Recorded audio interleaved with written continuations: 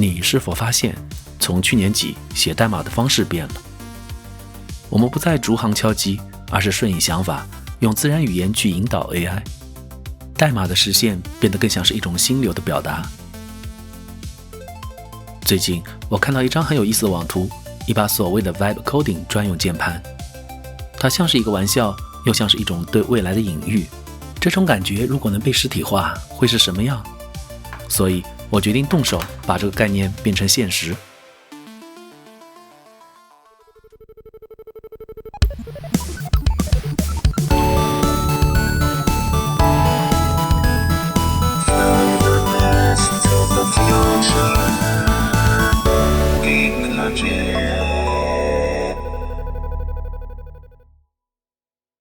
在擁抱 Vibe Coding 這個未來之前，我想先帶大家回到過去，看看編程究竟是如何一步步走到今天的。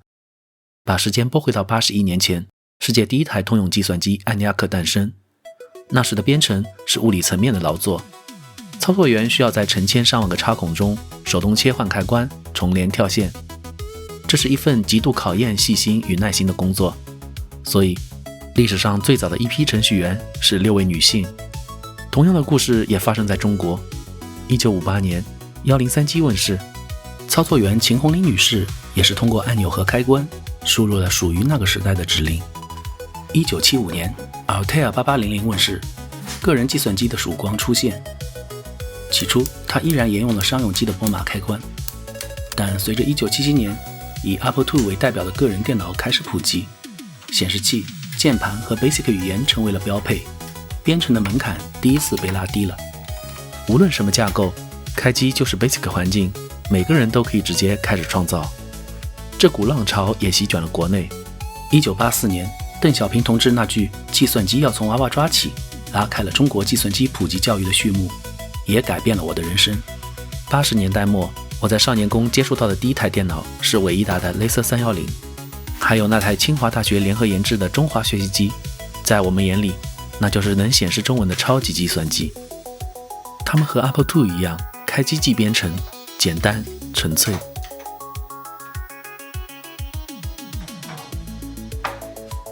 隨着進入 PC 時代，編程環境開始進化。微軟為 Basic 加入了文本 IDE 界面，但真正讓我們這代程序員熱血沸騰的是90年代的 Borland、Turbo Pascal、Turbo C++，那個標誌性的藍色背景陪無數程序員度過了不眠之夜。那是 IDE 的王權時代。後來 Windows 來了， Visual Basic 讓編程變得可視化，結果所見即所得。企業機市場 Visual Studio 和 Eclipse 成為了霸主，但它們太重了。互聯網時代，人們渴望轻量與靈活，於是 VS Code 誕生了。跨平台、高擴展，它迅速風靡全球。而現在 AI 時代來臨， VS Code 加載上 AI 插件，便用了 Vibe Coding 的靈魂。回到我們的鍵盤，就如同 VS Code 那樣，不應有複雜的設計，化繁為簡。既然核心是意念與對話，那麼只要一個能瞬間喚醒 AI 助手的觸發器，不就足夠了嗎？網圖中的鍵盤有9個按鍵，一個開關，一個編碼器，再加一塊屏幕。我們設計的核心思路很直接，讓每個按鍵都能靈活映射，直接觸發專屬的 AI 指令。這就簡單了。主控選 ESP32S3， 原生支持 USB HID，I/O 充足，按鍵直連，穩定又高效。我手頭剛好有一塊 2.5 寸長條 LCD， 似乎就是為這個設計量身定做的。加上鍵軸、鍵帽等其他配件，硬件拼圖已就位，接下來就是賦予它們靈魂。老規矩，加力創啟動。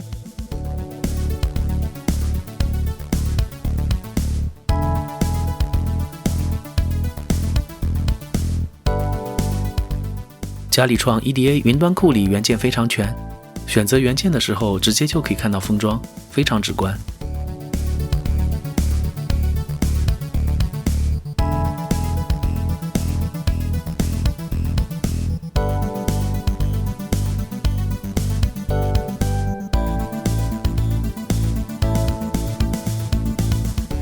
好了，板子畫完了，直接下单。他們家 PCB 打樣最快能做到12小时就发货。如果你和我一樣喜歡 DIY，想快速測試自己的想法，那是再適合不過的了。对了，現在佳立創可以支持1到64層的 PCB 打樣和批量生產，其中6層板支持免費打樣，6層及以上的高多層板還有免費的盘中孔工藝，性價比真的没話說。在等待 PCB 的时候，我们来做键盤的外殼吧。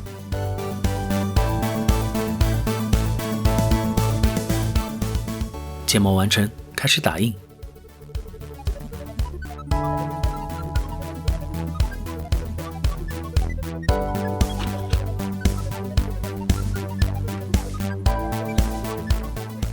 看上去效果不錯。裝上熱熔螺母，上蓋還要拼裝組合一下。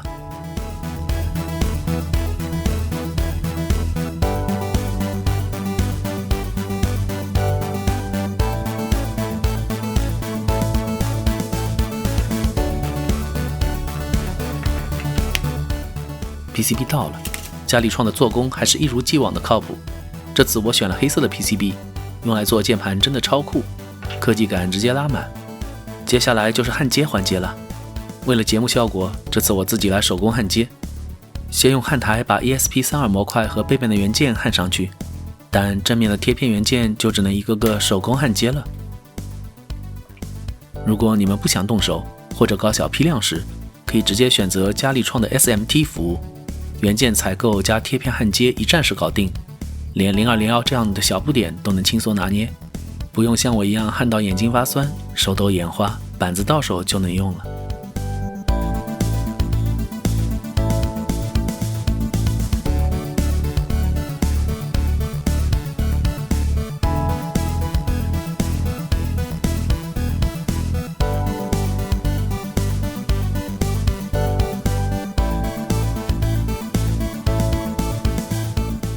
這裡是我設計的未來支持藍牙連接用的充電電路，目前暫時用不着，先用2個0歐電阻跳過。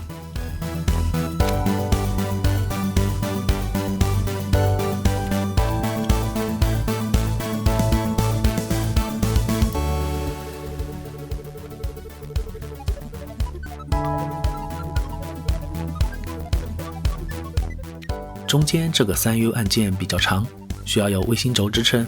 打一個小軸板來定位安裝吧。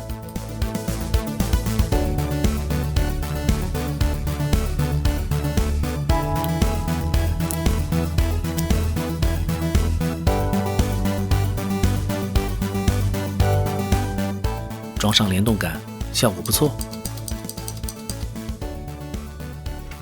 最後給顯示屏接上信號線。好了，焊接完成，開始組裝。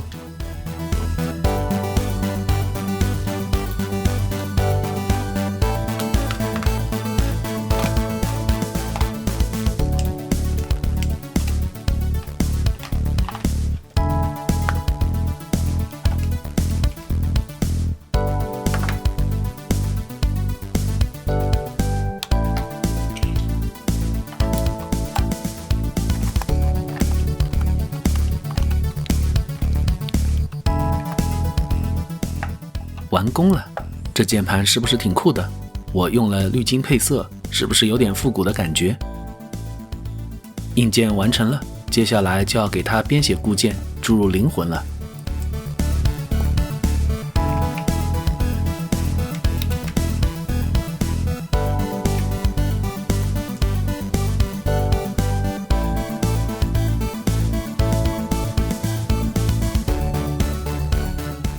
没問題。按鍵都能識別，長按旋轉編碼器進入設置界面進行設置吧。這個鍵盤可以對每個按鍵定義不同的按鍵功能，並且可以保存10組不同的按鍵組合方案。先修改下方案名稱，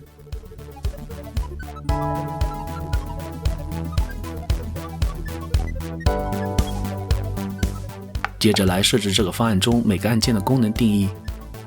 設置按鍵時，選中的按鍵下的 LED 燈會被點亮。可以設置這個按鍵的觸發模式，同時觸發組合鍵或者依次按下順序觸發。現在可以設置這個按鍵按下後被觸發的鍵值，最多可以設置5個。Ctrl I 就是呼叫 AI Copilot 的功能鍵，這樣一個個的設置太麻煩了，我又修改了固件，幹了一個應用程序，可以在 PC 端遠程配置鍵盤。進入設置的 Remote Config 模式，在 PC 端運行配置程序，設置好串口，讀取就可以加載當前鍵盤上的配置信息。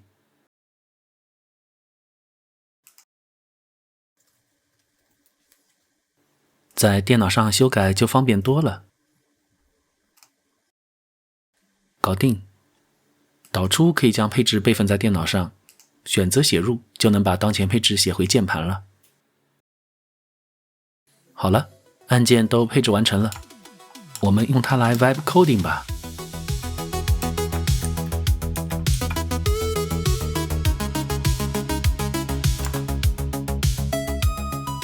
请帮我寫一個貪吃蛇遊戲的 HTML5 頁面，要求用鍵盤來控制，並且有分數統計和最高分統計。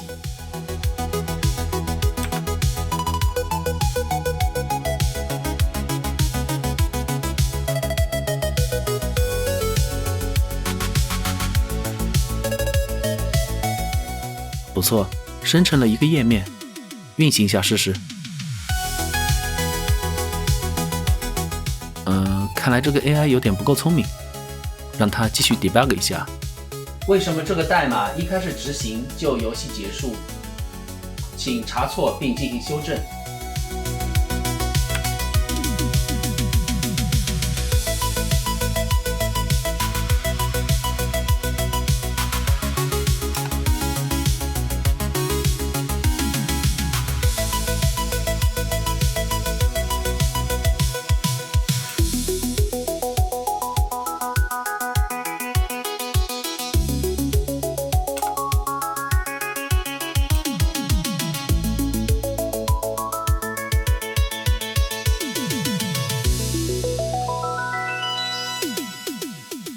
哈哈，居然搞定了！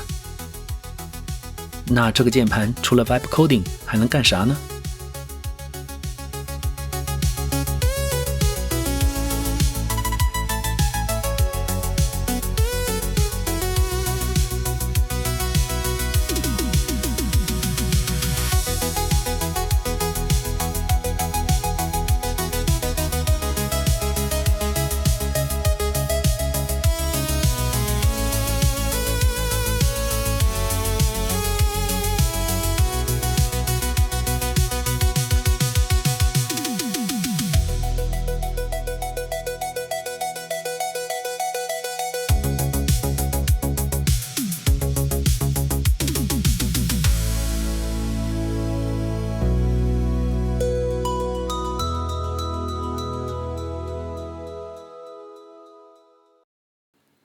由于每個按鍵都能自由的定義，這個鍵盤還可以勝任很多工作場景。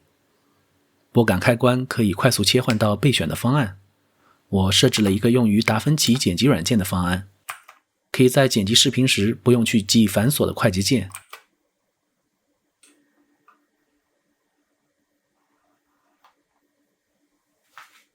當然，對於我這種手殘黨，它還有更大的用處。格鬥遊戲出招時，對兩個按鍵的判定需要有一點點的 overlap 時間，所以我又改了固件，增加了粘滞觸發的模式。來試一下吧。